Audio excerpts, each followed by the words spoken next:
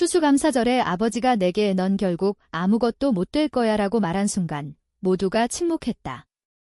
그 말은 칼날처럼 내 가슴을 파고들었고 테이블 위의 음식들은 갑자기 독처럼 느껴졌다. 나는 그 자리에서 일어나 창밖으로 쏟아지는 서울의 네온 불빛을 보며 이 가족의 모든 것이 거짓이었다는 걸 깨달았다. 그날 밤 나는 아버지의 서재로 몰래 들어갔다. 책장 뒤에 숨겨진 서랍에서 발견한 편지 한 장이 모든 것을 바꿔놓았다. 그것은 어머니의 필체로 쓰인 것이었다. 오빠, 그날 사고는 내가 책임져. 우리 아이를 지키기 위해 사고. 어떤 사고? 내 머릿속에 스치던 어린 시절의 기억 그 비 오는 밤. 아버지의 차가 누군가를 치고 도망쳤다는 소문. 나는 그때 겨우 10살이었다. 아버지가 나를 안고 이건 내가 지켜야 할 비밀이라고 속삭이던 그 밤 이제야 알았다. 나는 평생 그 죄를 대신 짊어진 꼭두각시였다. 아버지의 말은 단순한 모욕이 아니었다. 그것은 나를 영원히 무력하게 만들려는 최후의 칼날이었다. 회사에서 해고된 지 한 달, 연인에게 버림받은 지 일주일, 모든 것이 무너지는 순간 아버지는 가족 모임에서 공개적으로 나를 짓밟았다. 넌 실패자야. 우리 집안의 수치, 그 말에 누나가 고개를 숙였고 어머니는 눈물을 훔쳤다. 하지만 그들의 침묵은 동의였다. 나는 그날 결심했다. 이 배신의 사슬을 끊고 그들이 숨긴 진실을 세상에 드러낼 것이다. 복수는 시작이었다. 서울의 겨울은 차갑고 잔인하다. 강남의 고층 아파트에서 내려다보는 한강은 검은 뱀처럼 꿈틀거렸다. 나는 아버지의 회사, 한성그룹의 하청업체에서 일하던 평범한 직원이었다. IT 엔지니어로 시스템을 관리하며 밤새워 코딩하던 나날들. 하지만 최근 프로젝트에서 실수가 있었다. 아니, 실수가 아니었다. 누군가 의도적으로 데이터를 조작한 흔적이 있었다. 그로 인해 회사 전체가 손실을 입었고 나는 희생양이 되었다. 해고 통보는 아버지의 서명으로 내려왔다. 가족 사업이니 내가 책임져라. 그의 말투는 차가웠다. 집으로 돌아온 나는 편지를 다시 펼쳤다. 그 사고는 20년 전 아버지가 취객을 치고 도망쳤던 사건이었다. 피해자는 한 젊은 여성, 그녀의 가족은 평생 고통받았다. 어머니는 아버지를 보호하기 위해 모든 증거를 조작했고 나를 아직 어린아이였던 나를 증인으로 세웠다. 나는 경찰 조사에서 잡아지는 운전하지 않았다고 증언했다. 그 대가로 나는 트라우마를 안고 자랐다. 악몽 속에서 그 여성의 얼굴이 떠올랐고 나는 술과 약에 의지해 살았다. 아버지는 나를 착한 놈이라고 불렀다. 이제 그 모든 것이 연결되었다. 그는 나를 파괴함으로써 자신의 비밀을 영원히 묻으려 했다. 다음 날 나는 첫 번째 움직임을 시작했다. 아버지의 회사 서버에 접근하기 위해 옛 동료를 만났다. 카페에서 만난 민주는 여전히 나를 믿어주었다. 형, 왜 갑자기? 그의 눈에 의심이 스쳤지만 나는 돈으로 설득했다. 500만 원, 그 돈은 내 마지막 저축이었다. 그냥 데이터 백업이야? 도와줘. 민주는 고개를 끄덕였고 그날 밤 우리는 서버 룸에 숨어들었다. 화면에 떠오른 파일들 한성그룹의 비자금, 뇌물 기록, 그리고 그 사고에 삭제된 CCTV 영상. 나는 영상을 다운로드했다. 그 안에는 아버지의 차가 피해자를 치는 장면이 선명했다. 그의 얼굴은 공포로 일그러져 있었다. 하지만 복수는 그렇게 간단하지 않았다. 영상을 본 순간 나는 주저했다. 이걸 공개하면 가족이 무너진다. 어머니의 눈물, 누나의 절망. 그들은 나를 버렸지만 여전히 피는 피였다. 나는 밤새 고민했다. 한강 다리 위에서 담배를 피우며. 바람이 내 뺨을 때릴 때 누나의 전화가 왔다. 동생아, 왜 그래? 아버지 말은 그냥 화풀이야. 그녀의 목소리는 부드러웠다. 하지만 나는 알았다. 그녀도 비밀을 알고 있었다. 어렸을 때 그녀가 나에게 아버지한테 물어보지 마라고 속삭이던 기억. 그녀는 아버지의 편이었다. 결심은 새벽에 왔다. 나는 영상을 복사해 USB에 넣고 피해자 가족을 찾기 시작했다. 인터넷 검색, 옛 기사들. 그녀의 이름은 김수연. 사고 후 가족은 서울 외곽으로 이사갔고 어머니는 정신병원에 입원했다. 나는 그녀의 동생, 이제 40대 중반의 남자를 만났다. 작은 찻집에서. 그의 이름은 박민호. 당신이 그날 아이였지. 그의 눈에 증오가 스쳤다. 나는 고개를 끄덕였다. 죄송합니다.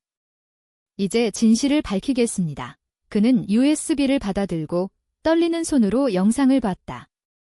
이게 정말 눈물이 흘렀다. 그 순간 나는 처음으로 자유를 느꼈다. 하지만 그 자유는 독이었다. 복수는 나 자신을 갉아먹기 시작했다. 한성그룹의 사장실은 항상 차가웠다. 아버지의 책상 위에는 가족 사진이 놓여 있었다. 그 사진 속 나 10살의 미소. 지금은 증오로 물든 미소. 나는 비서에게 연락해 면담을 요청했다. 아버지, 이야기 좀 해요. 그의 목소리는 여전했다. 뭐 때문에? 또 실패했나? 우리는 강남의 고급 레스토랑에서 만났다. 테이블 위에 스테이크가 놓였지만 나는 손대지 않았다. 그 사고, 기억하세요? 내 말에 그의 포크가 멈췄다. 무슨 소리야? 하지만 그의 눈동자가 흔들렸다. 나는 핸드폰을 꺼내 영상을 틀었다. 화면 속 그의 차가. 그는 창밖을 보며 웃었다. 그건 내가 증언한 거잖아. 내가 한 말이야. 그 말은 나를 얼어붙게 했다. 맞다. 나는 증언했다. 나는 그의 죄를 덮었다. 하지만 당신이 시켰잖아요. 나를 이용했어요. 그는 고개를 저었다. 이건 가족이야. 내가 망치면 다 끝난다. 그의 말투는 부드러워졌다. 용서해. 내가 보상할게. 회사에 복귀시켜줄게. 그 순간 나는 흔들렸다. 돈, 지위, 가족의 따뜻함. 하지만 그 따뜻함은 거짓이었다. 나는 자리에서 일어났다. 이미 늦었어요. 영상이 박민호 씨에게 갔어요. 그의 얼굴이 창백해졌다. 내 이놈. 배신자 새끼. 집으로 돌아온 나는 문을 잠그고 앉아 울었다. 배신자. 그게 나인가? 아니, 그건 아버지였다. 그는 나를 평생 속박했다. 다음 단계는 언론이었다. 나는 익명으로 영상을 기자에게 보냈다. 다음 날 뉴스가 터졌다. 한성그룹 사장, 20년 전 치명적 교통사고 은폐 의혹 주식은 폭락했고 경찰이 수사에 착수했다. 어머니의 전화가 왔다. 왜 그래? 우리 다 망할 거야. 그녀의 울음소리. 누나도. 동생아, 제발. 아버지 병이야, 병. 그는 항상 건강했다. 그들의 변명은 익숙했다. 하지만 복수의 파도는 멈추지 않았다. 박민호가 나를 찾아왔다. 고마워. 이제 정의가 이뤄질 거야. 그는 소송을 제기했다. 법정에서 아버지는 나를 노려봤다. 내가 한 짓이야. 이 증언대에선 나는 떨리는 목소리로 말했다. 아버지는 저를 이용했습니다. 재판은 길었다. 증인들, 증거들. 누나는 아버지 편에서 증언했다. 동생은 어렸을 때부터 불안정했어요. 이건 그의 망상일 수 있어요. 그녀의 말은 칼이었다. 나는 그녀를 봤다. 누나, 당신도 알았잖아. 그녀는 눈을 피했다. 재판 중간 트위스트가 왔다. 아버지의 변호사가 제출한 문서 내 정신과 기록. 증인 김태현 씨는 우울증과 PTSD를 앓고 있습니다. 그의 증언은 신뢰할 수 없습니다. 어떻게? 내 병원 기록은 비밀이었다. 누나가 유출시켰다. 그녀의 눈빛에 죄책감이 스쳤지만 그녀는 아버지를 선택했다. 나는 법정을 나서며 생각했다. 이 가족은 나를 버렸다. 이제 진짜 복수가 시작된다. 재판 후 나는 서울의 변두리 모텔로 피신했다. 방 안은 습하고 벽지에는 곰팡이가 피어 있었다. 창밖으로 보이는 공사장 불빛이 내 마음처럼 깜빡였다. 뉴스는 여전히 나를 배신의 아들로 불렀다. 인터넷 댓글은 독이었다. 가족을 팔아넘기는 새끼. 한성그룹이 무너지면 경제가 흔들려해 나는 그들의 목소리를 무시하려 했지만 밤마다 악몽이 왔다. 그 여성, 김수연의 얼굴. 그녀의 어머니가 병원 침대에서 왜 우리 딸을 이라고 중얼거리는 소리. 박민호가 다시 연락했다. 태현 씨, 소송은 진행 중이야. 하지만 한성그룹이 로비를 시작했어. 정치인들, 언론. 조심해. 이 그의 말은 현실이었다. 아버지의 네트워크는 광범위했다. 그는 재벌 2세답게 모든 것을 돈으로 사들였다. 나는 다음 계획을 세웠다. 회사 내부의 비자금. 그 돈으로 뇌물을 주던 기록을 폭로하면 아버지는 끝장날 터였다. 하지만 접근이 어렵다. 민준에게 다시 연락했다. 형, 위험해. 이미 조사받고 있어. 그의 목소리는 떨렸다. 돈 더 줄게. 제발. 나는 1,000만 원을 약속했다. 그는 동의했다. 그날 밤 우리는 회사 지하 주차장에 만났다. 어둠 속에서 민준의 손이 떨렸다. 이게 마지막이야. 서버에 들어가니 파일이 삭제된 흔적이 있었다. 누군가 먼저 움직였다. 아버지. 아니, 누나였다. 로그에 그녀의 아이디가 찍혀 있었다. 그녀는 IT 부서에서 일했다. 누나, 나는 중얼거렸다. 민준이 물었다. 어떻게 할까? 나는 삭제된 파일을 복구했다. SIMPY 같은 도구 없이 기본 스크립트로. 성공. 비자금 목록, 정치인 이름, 금액. 그중 하나가 경찰청장이었다. 다음 날 나는 그 목록을 온라인에 유출했다. 익명 포럼부터 시작해 곧 메이저 언론으로 퍼졌다. 한성그룹 주식은 30% 하락. 아버지의 얼굴이 TV에 나왔다. 이건 음모야. 내 아들의 복수. 그는 나를 공개적으로 비난했다. 그는 정신적으로 불안정해. 가족을 해치는 악마. 나는 웃었다. 하지만 마음속 깊은 곳에서 나는 그를 용서하고 싶었다. 그 남자는 나를 키웠다. 학교 학비를 대주고 첫 차를 사준 사람. 하지만 그 모든 것은 죄를 덮기 위한 투자였다. 어머니가 모텔로 찾아왔다. 문을 두드리는 소리에 나는 총을 들었다. 장난감이었지만 그녀는 눈물범벅이었다. 태현아, 그만해.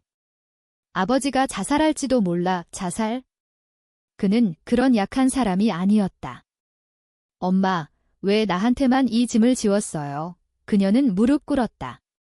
내가 강하니까? 누나는 약했어. 강하다. 나는 평생 약했다. 그녀의 포옹은 따뜻했지만 냄새는 거짓이었다. 나는 그녀를 밀어냈다. 가세요. 이제 늦었어요. 그 후 누나를 만났다. 공원 벤치에서. 그녀의 얼굴은 창백했다. 동생아, 왜 우리를 파괴해? 그녀의 눈에 눈물이 고였다. 누나, 당신이 파일을 삭제했죠? 아버지를 보호하려고. 그녀는 고개를 끄덕였다. 가족이잖아. 너도 알잖아. 나는 웃었다. 가족. 그 가족이 나를 버렸어요. 감사절에 모두가 침묵할 때 그녀는 손을 뻗었다. 미안해. 하지만 아버지는 우리를 사랑해. 사랑. 그 단어는 메스꺼웠다. 나는 USB를 건넸다. 이게 마지막 증거야? 받아. 그녀는 받지 않았다. 대신 나를 안았다. 제발, 멈춰. 그 순간, 나는 그녀를 미워했다. 하지만 더 미워한 것은 나 자신이었다. 법정으로 돌아온 재판은 더 치열했다. 비자금 폭로로 아버지는 구속됐다. 그의 변호사는 나를 공격했다. 증인은 범죄자입니다. 유출은 불법 해킹이라는 증언했다. 그 모든 것은 정의를 위한 거예요. 하지만 배심원들의 눈은 차가웠다. 그들은 재벌을 동정했다.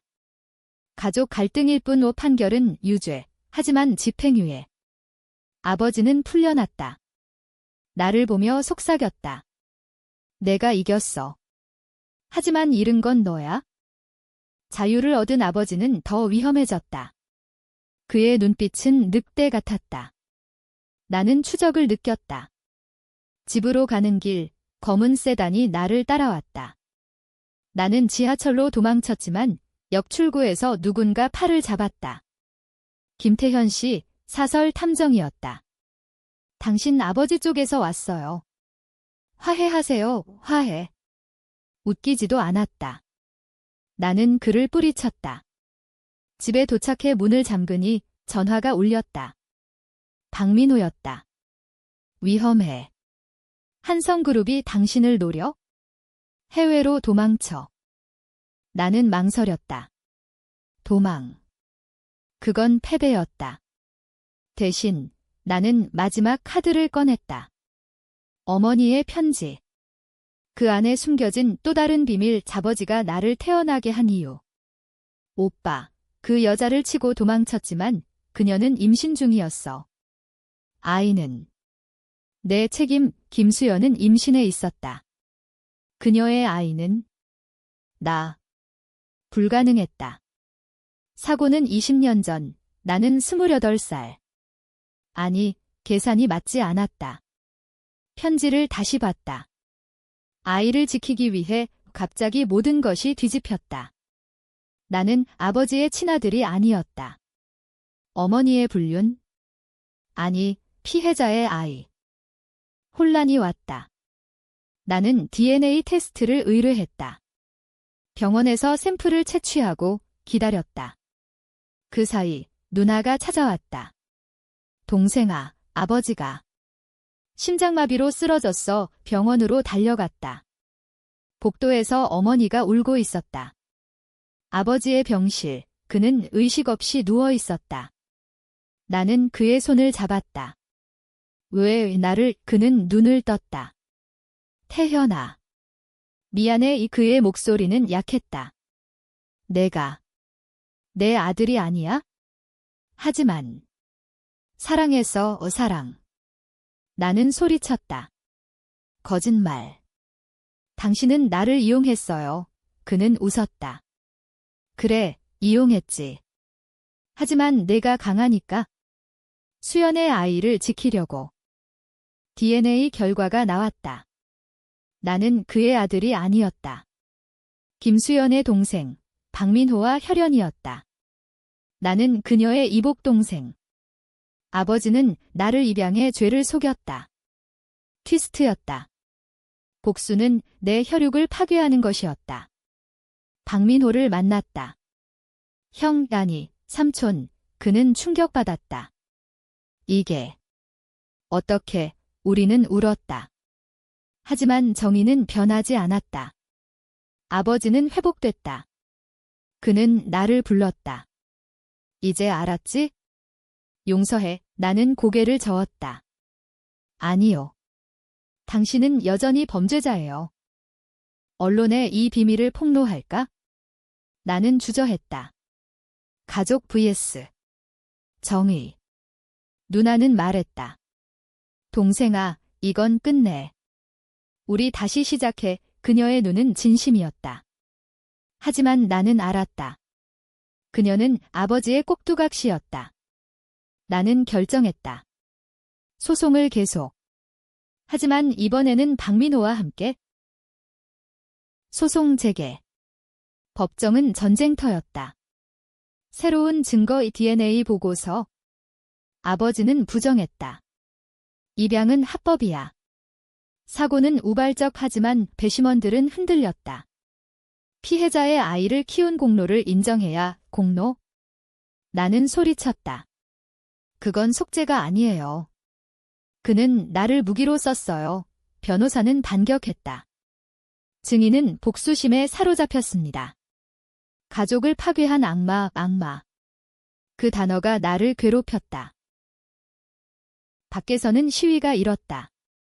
한성그룹 지지자들 vs 피해자 지지자들. 재벌 보호. 정의 실현. 나는 그 사이에 서 있었다. 누나가 나를 끌어당겼다. 그만해. 이건 우리 모두를 죽여. 그녀의 손은 차가웠다. 나는 뿌리쳤다. 누나, 당신은 왜 아버지 편이야? 당신도 피해자일 수 있어. 그녀의 얼굴이 일그러졌다. 나는 아버지의 딸이야. 내가 아니야. 그녀의 말은 독이었다. 그녀도 비밀을 알았고 나를 질투했다. 박민호가 도왔다. 태현아, 내 언니다니. 누나는 내 이복 누나야. 어머니가 복잡한 혈연. 어머니는 아버지와의 결혼 전 다른 남자와의 관계. 하지만 나는 포기하지 않았다. 나는 아버지의 비서에게 접근했다. 돈으로. 사장님의 모든 이메일. 그녀는 동의했다. 파일 속에 아버지의 계획, 나를 암살하려는 흔적. 문제를 제거해. 그는 나를 죽이려 했다. 경찰에 신고. 아버지는 다시 구속. 이번에는 살인미수. 재판은 고조됐다. 어머니가 증언했다. 제발. 용서해요. 그는 변했어요. 왜 변했다. 그녀의 눈물은 연기였다. 나는 말했다. 엄마, 당신도 공범이에요. 그녀는 무너졌다. 누나는 나를 저주했다. 내가 우리 가족을 망쳤어. 고조부. 나는 무대 위에 섰다. 이 모든 것은 배신에서 시작됐어요. 감사절의 그 말처럼 배심원들은 갈렸다. 일부는 나를 동정, 일부는 아버지를. 판결을 기다리는 날들, 나는 고립됐다. 친구들은 멀어졌고 직장은 없었다. 나는 카페에서 일하며 살았다. 손님들의 시선이 따가웠다. 저 사람이 그 박민호가 가족처럼 느껴졌다. 우리는 함께 밥을 먹었다. 태현아, 이제 끝나면 어떻게 할 거야? 나는 모른다고 했다. 정의가 승리하면 나는 공허할 터였다. 아버지의 변호사가 제안했다. 화해. 돈 줄게. 10억. 나는 웃었다. 돈으로 살 수 있는 게 뭐예요? 하지만 밤에 나는 꿈을 꿨다. 어린 시절 아버지가 나를 업고 한강을 걷던 따뜻함. 아침에 일어나 나는 울었다. 복수는 승리지만 상실이었다. 재판날 판결, 유죄, 징역 15년. 아버지는 무너졌다. 태현아. 내가 이겼어. 그의 눈에 후회. 어머니는 병원으로, 누나는 해외로 도망. 나는 자유였다. 하지만 빈 껍데기. 박민호와 함께 승리 파티. 이제 새삼이야. 하지만 나는 느꼈다. 티스트. DNA가 완벽하지 않았다. 어쩌면 나는 여전히 그의 아들? 아니, 결과는 명확. 하지만 마음은. 1년 후, 나는 작은 회사에서 일했다. 한강을 보며 산책. 뉴스에서 아버지의 석방 소식. 감형. 그는 나를 찾았다. 카페에서. 태현아, 용서할 수 있나? 그의 얼굴은 늙었다. 나는 차를 따라주며 말했다. 아니요. 하지만. 잊을게요. 그는 울었다. 고마워. 누나가 돌아왔다. 동생아, 미안해. 우리는 안 왔다. 어머니는 회복 중, 가족은 재건됐다. 하지만 스카어는 남았다. 나는 박민호와 가족이 됐다. 복수는 끝났지만 논쟁은 계속. 나는 영웅인가, 파괴자인가? 마지막 날, 감사절. 테이블에 모인 우리. 아버지가 말했다. 태현아, 내 덕에 살았어. 나는 미소 지었다. 하지만 속으로는 알았다. 이 평화는 깨지기 쉽다. 복수의 그림자는 영원하다.